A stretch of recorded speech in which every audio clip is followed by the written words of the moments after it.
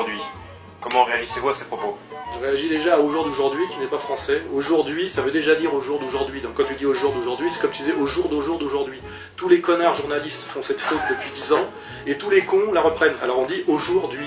Voilà, c'est dit. Soral a presque toujours raison. Arrête de dire au jour d'aujourd'hui. Aujourd'hui est déjà un pléonasme. Oui signifie ce jour et aujourd'hui veut déjà dire au jour de ce jour.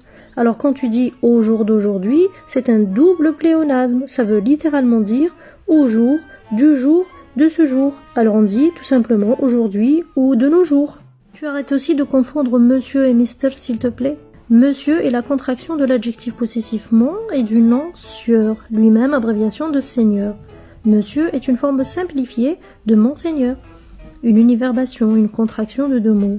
Au XVIe siècle, le monsieur se retrouve à la fois pour désigner un évêque, un maître de maison et le frère aîné du roi, puis tout homme dès 1592. Mais qu'en est-il de sa contraction? M. ou MR? MR est un diminutif du mot Mr en anglais et ne doit donc pas être confondu avec M. qui est le raccourci pour monsieur.